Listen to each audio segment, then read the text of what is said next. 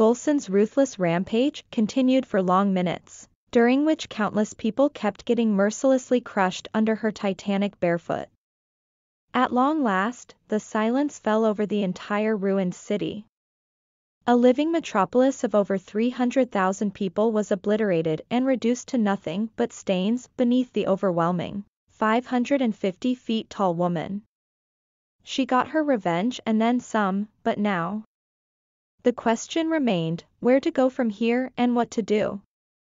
As she started going in the direction of an ocean and crashing through the forest on the way, she wondered, maybe she could go on a rampaging spree, destroying city a day and slowly becoming an omnipresent threat to the tiny remnants of humanity.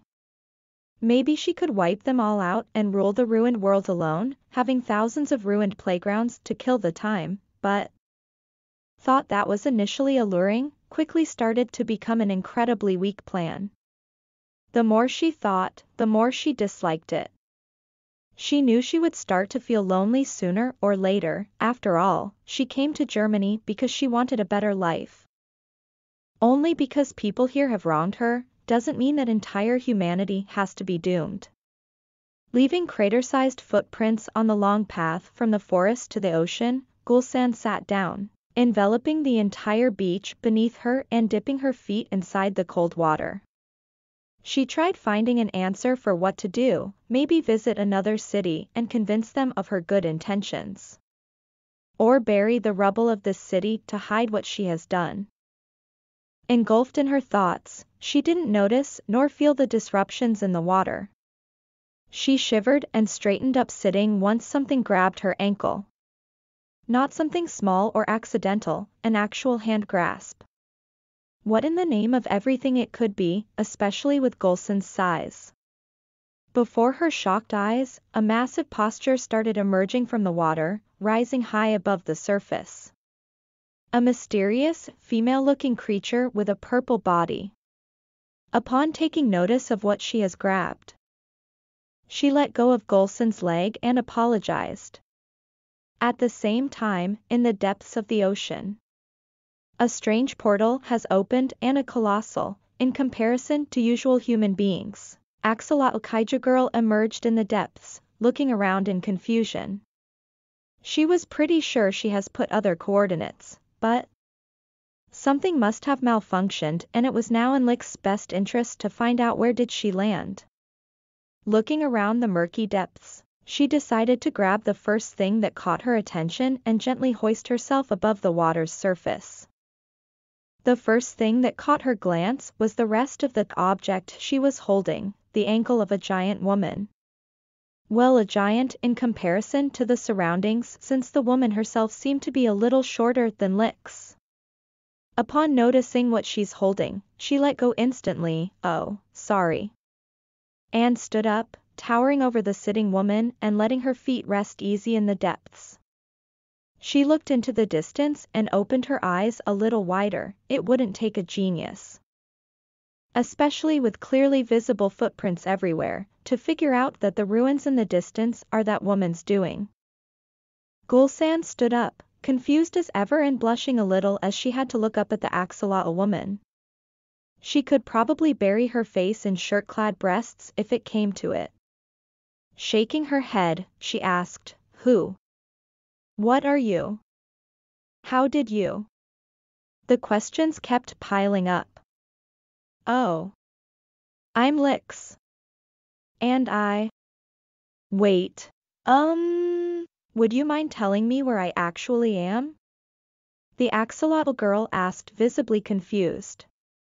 Gulsan crossed her arms and, equally if not more baffled, answered, "Germany."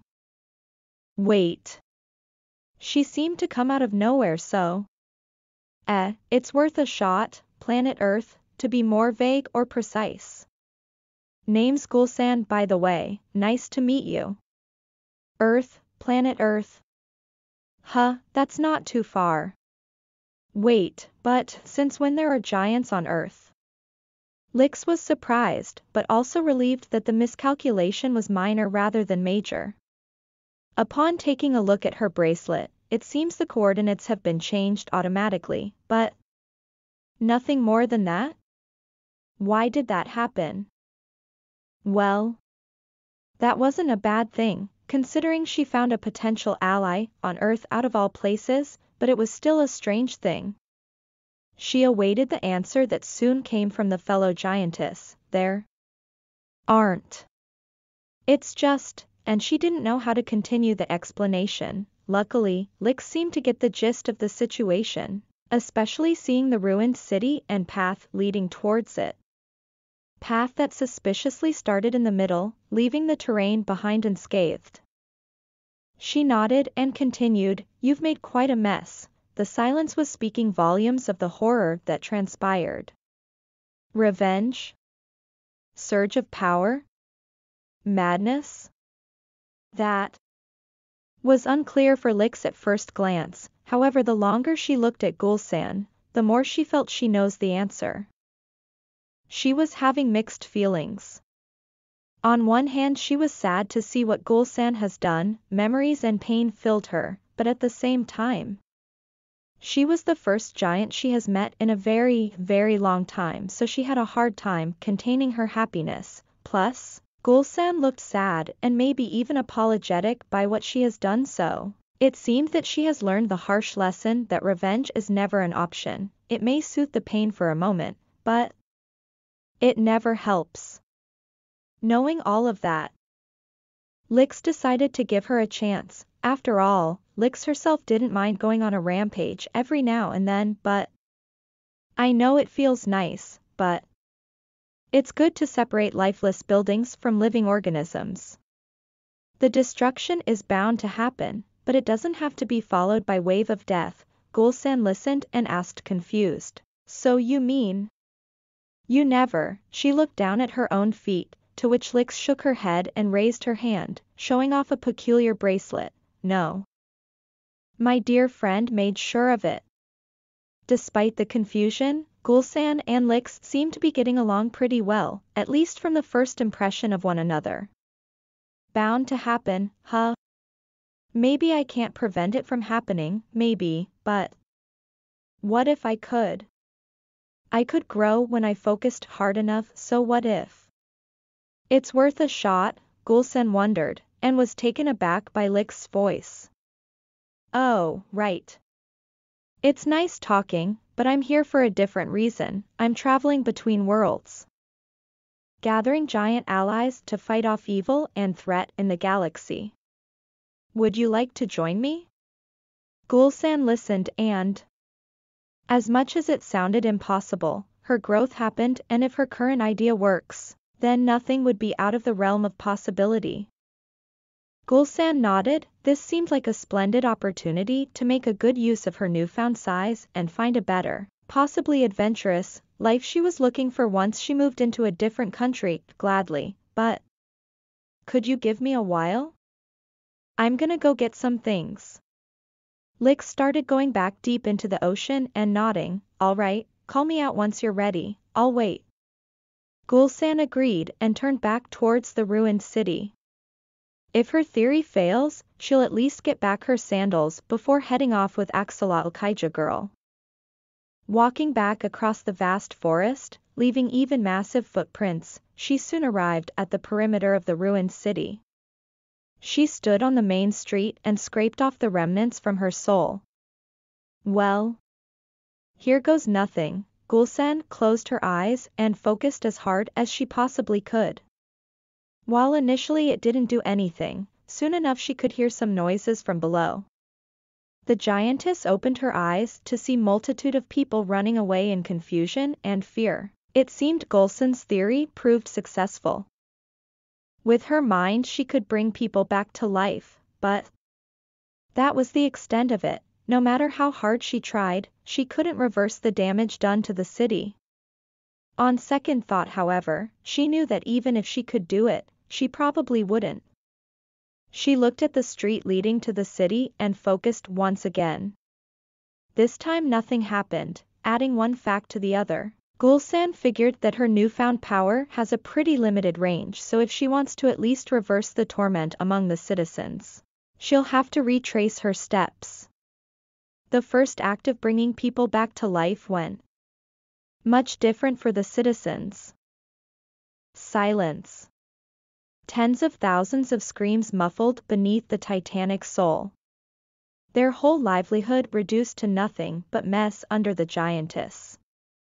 No one could even know what awaits them after passing. As they would soon find out, they wouldn't learn about it yet. Few of the citizens suddenly opened their eyes, having their whole body intact and looking around in disbelief. The city was a mess, but they knew why. They could also clearly remember being painfully crushed beneath the rampaging giantess. What happened? Did they come back to life?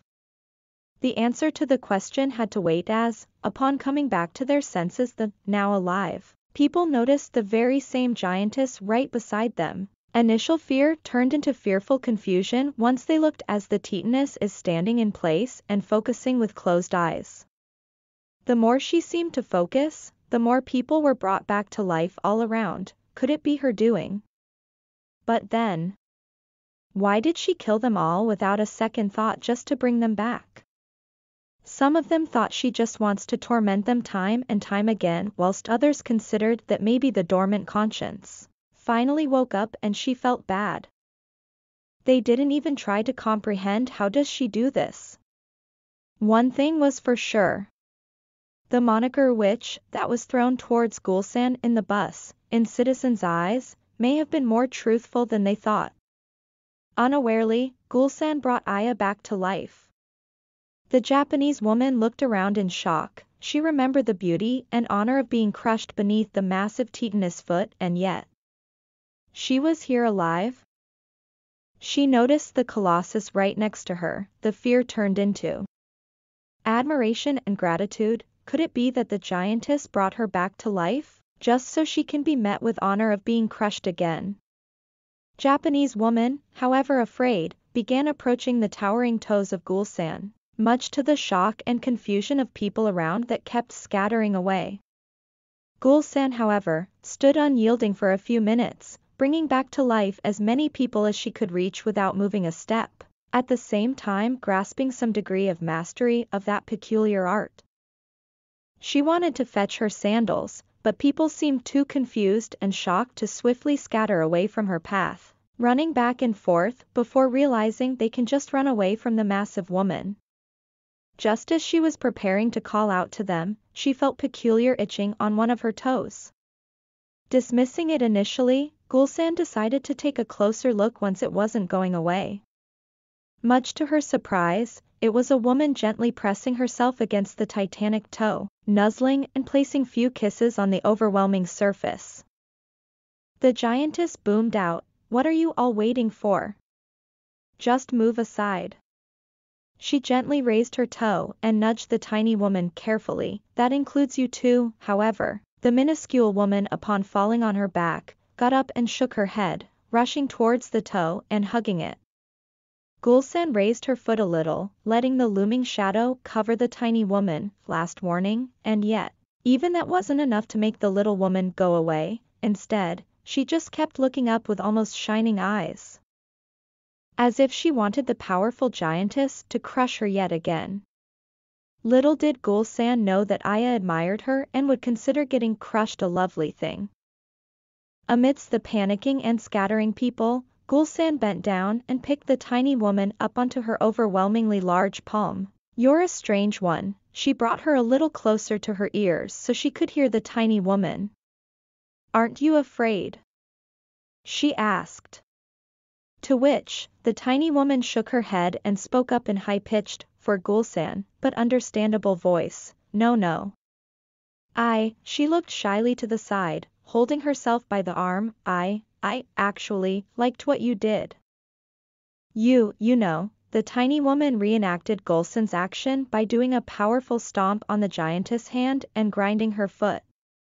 Gulsan smirked. "Well, it didn't feel bad to crush you tiny people, I will tell you that. I'm Gulsan, and you?" the giantess asked curiously. The tiny woman smiled. "I'm Aya." Do you think that you could, she stomped again, crush me one more time?" It would seem Aya really enjoyed being mercilessly crushed and Gulsan enjoyed crushing people. So, the two were off to a good start. Hell, Aya may as well have been the very first friend Gulsan has made since arriving in this foreign, hostile land.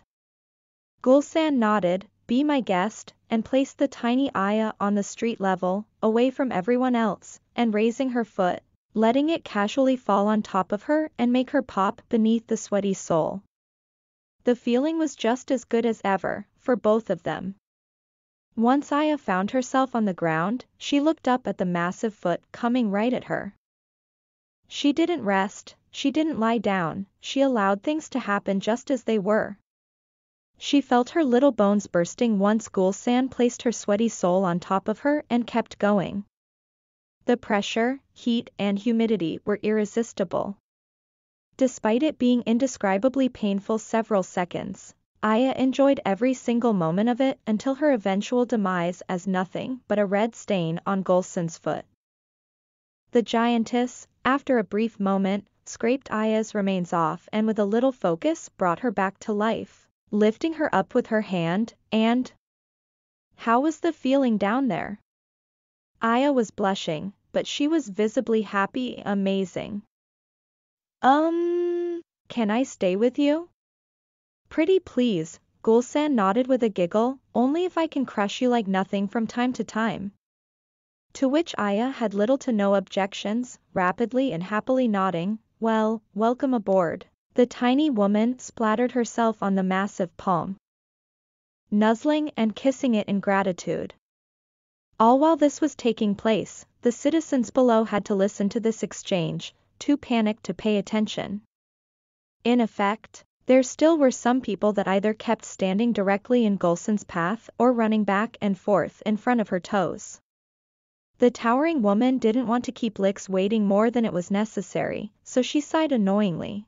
Ugh, you've had plenty time to move. Let me just do it for you. She raised her glistening sole and made another step, smearing tens of people as if they were nothing. Once she made yet another step, she scrubbed the remains from one sole using the toes from the other and focused for a brief moment, bringing the stubborn citizens back to life in the still warm footprint. The more Gulsan used that new power, the easier it was to use. The first sandal was on the street she just passed through, but Gulsan decided to pick it up on her way back. For now, she headed to the one still stuck within the ruins of the skyscraper that contained her normal-sized job.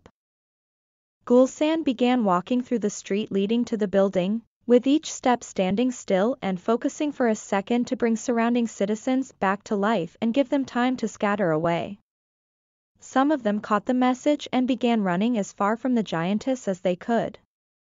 Some, however, remained stubbornly unyielding, so the terrifying giantess was giving them the same treatment as previously, reducing them to nothing but stains beneath her massive soul, only to bring them back to life after another step and complain that they should have moved when she asked them to.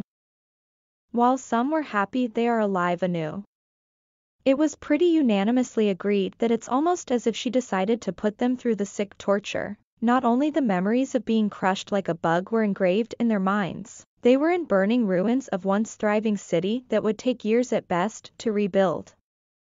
Aya kept taking a hitch on her new giant friend's palm and being just a little jealous of hundreds of people beneath being stomped and crushed below. She looked up at Gulsan. Hey, Gulsan. How did you? You know? She pressed her little palms together and stretched them vertically, trying to indicate growth. Gulsan giggled, ignoring the terrifying screams from the street level. You could also ask, how am I bringing people back to life? Frankly speaking, I don't really understand none of this, but I sure ain't going to complain. She giggled and gently patted Aya on the head. It was inevitable for Gulsan to reduce the few remaining buildings to rubble. But considering the entire city was a ruin, one building more or less really wasn't making a difference. Not for Gulsan, not for the citizens. The life was thriving anew amidst the chaos, people scattering and doing their best to get as far away from the giantess as possible, trying to repress the traumatic memory of their whole livelihood being obliterated with just one step. Gulsan approached the shattered skyscraper and slid one of her feet into the sandal and moved the now shoe-clad foot a little to make sure it's firmly stuck. She had no intention of bringing the scum that was her coworkers back to life permanently. But she couldn't help but see how they would squirm beneath her sweaty sole rather than a sandal. Before she did, Aya was a little excited. Sorry Gulsan, but she blushed, so the giantess decided to try and guess. Do you want to pop beneath my sandal now? Aya was absolutely charmed. If she didn't know any better, she'd think Gulsan is a mind reader. The tiny woman started nodding frantically. Giggling, the Titanic woman accepted and placed Aya at the ground level. The tiny woman spread her arms lying within the deep footprint, as if wanting to embrace the leathery bottom. Gulsan scraped off her former coworkers and raised the sandal-clad foot above the overexcited Japanese woman. Looming shadow descended and Gulsan felt her tiny friend's puny body being crushed, though admittedly, it didn't feel nearly as nice as squishing her beneath the bare, sweaty sole. And that feeling was mutual since, as much as it felt lovely to be at the mercy of the giantess, the harsh, leathery surface was a far cry from pleasant, crushing warmth of her friend's beautiful barefoot for Aya.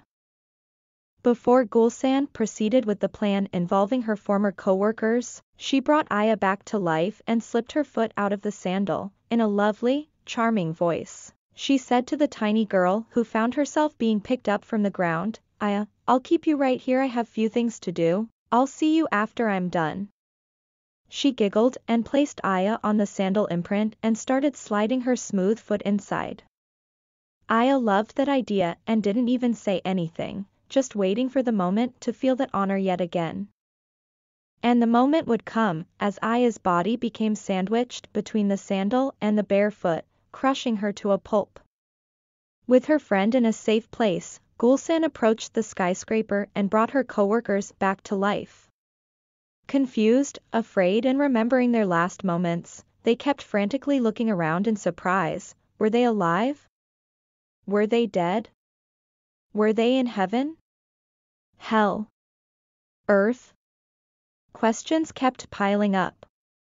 They wouldn't have the time to find answers, however, as they looked upon Gulsan towering over them. They didn't know what happened, but were grateful for a second chance. Too soon. Gulsan's face was one of disgust, anger and hate, the very same one she had to endure multiple times. She raised her bare, sweaty foot and descended it upon the terrified tiny coworkers. Feeling their puny bodies pinned beneath her sole, she said only one powerful word, beg. She had no intentions of letting them go, but wanted to feel their desperation. During the terrifying seconds, coworkers kept screaming, pleading for mercy at the top of their lungs, pleasing the overwhelming soul, all in hopeless attempt of Gulsan letting them go. She stood there with crossed arms, thriving in the situation. The Titanic woman raised her foot up in the air after a short while, almost letting them suffocate in the sweat and dirt. She vocally thought, bringing the light of hope to the mortified eyes of intimidated coworkers. Light, which she would extinguish in an instant with one sentence, "You're not even good for this. Perish." And, without giving them a second to scream, she stomped with full force using her bare foot, creating one of the deepest footprints in the entire city, and repeating the stomp multiple times to ensure that nothing remains out of these scum. However, she recalled just how sad she felt after taking her initial revenge, so maybe even the most worthless, abysmal scum was worth saving? She focused much harder than usually, bringing the coworkers back. The tiny people were terrified, the imprint was hot and humid and the foot was still looming over them. Were they forced to endure getting painfully crushed time and time again? It seemed so initially, but something peculiar happened. Gulsan picked them up and placed on the street level, amidst panicking people, and focused as much as she possibly could. If she could grow, then what if? After a brief moment, not much has changed from the giantess' perspective. But she could tell that it worked. The co-workers were alive all right, but instead of their usual size, they were now only few inches tall. Before, just the toe of the titaness would be enough to crush them. Now, it would take long minutes if not hours for them to just scale and cross her smallest toe. The towering giantess noticed a peculiar tiny approaching her, just like Aya, however. She quickly recognized her. Gulsan. Come on, give it a break. Tanya screamed out foolishly. Gulsan's surprise and confusion turned into repressed anger. Without a second thought, she raised her bare foot, casting a looming shadow over Tanya. The tiny woman tried outrunning her former co-worker, but to no avail. Soon enough, she felt Gulsan's titanic big toe pressing down on her, enveloping her in overwhelming warmth and sweat. She tried fighting it off, escaping, to no avail. Gulsan boomed out, "Squirm. Obey like a bug you are." These words struck indescribable fear into Tanya's heart. She full remembered the pain of being turned into nothing but smear on Gulsan's sandal, and if she could avoid meeting the same fate again, she was willing to try. Obeying the giantess' words, she kept squirming and pleasing the massive toe, just like the co-workers in the skyscraper. Tanya was oblivious that no matter how hard she tries, it will never be enough. The towering woman began adding more pressure on the toe while scoffing, "Worthless," striking Tanya's mind into panic. The pain was building, her bones were at the verge of breaking, and with each passing second she was closer to suffering the same fate as previously. After a short while of Tanya's overdrive, much more intense pleasing, pleading and begging, she popped beneath Gulsan's toe, much to the amusement of the giantess. At this point, she felt she has a pretty good sense of how to use her newfound ability without much focus. She brought Tanya back to life and shrunk her like the previous co-workers, however. She just left after doing this, leaving the minuscule Tanya to fare for herself. While Lix couldn't enjoy some rampage, considering the city was in ruins, she could still play around and stomp on people. However, as she said to Gulsan, she was doing it non-lethally. Of course, terrified citizens couldn't know this and were scattering in tears and disbelief once Lix raised her foot. The axolotl kaiju girl was wearing a peculiar high-tech bracelet that enveloped all human and humanoid beings in thin barrier of energy that protected them from being crushed. They still could get stuck to a foot or feel everything, but with no pain or threat of annihilation whatsoever. She only was resorting to hunting some animals on occasion to satiate her hunger. Lix crashed down her foot, taking tens of terrified people with it. The pleasant feeling of having their tiny, squirming bodies stuck to it was lovely. However, the tiny citizens couldn't be more confused. A massive foot came down. The last time it happened they were completely reduced to a pulp, and now they were just stuck to this girl's feet with no pain whatsoever? Not even when she took another step? They tried setting themselves free, but to no avail. The wet, overwhelmingly warm foot wouldn't let them go no matter what. Lix, in the meantime, kept making one happy step after another, feeling as hundreds, thousands of tiny bodies are cushioning her step pies. Some people actually enjoyed it once they realized they aren't getting crushed, so, if they could, they were lapping up the oceanic moisture off the giantess, despite the overwhelmingly salty taste. She kept walking back and forth across the main street, taking everyone she could beneath the axolotl foot.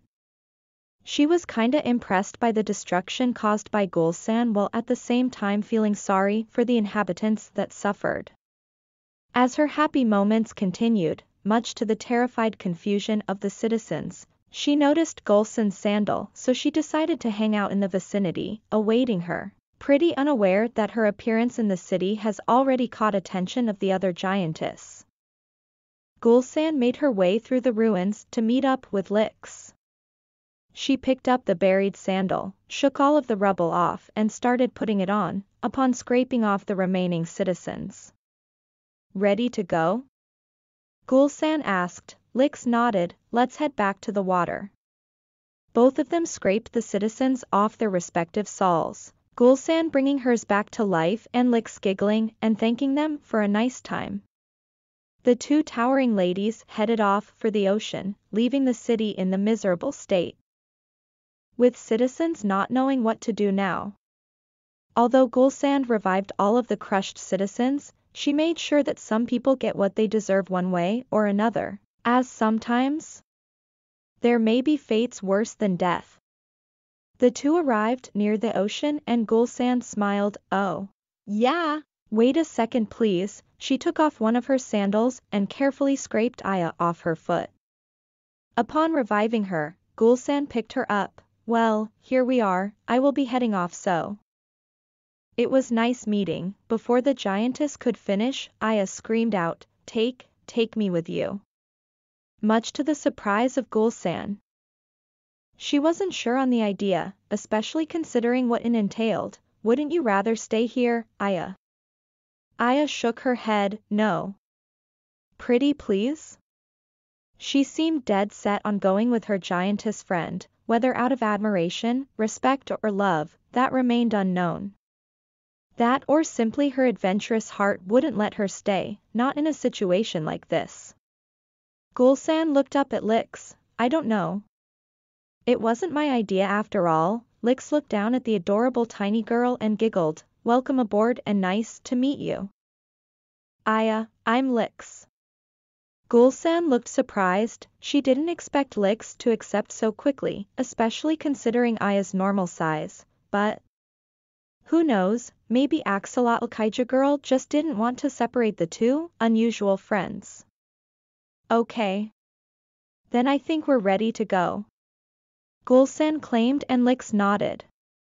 The three were preparing to head off when Aya called out, Wait. The two giantesses looked down, wondering if the tiny girl has second thoughts. That was not the case though.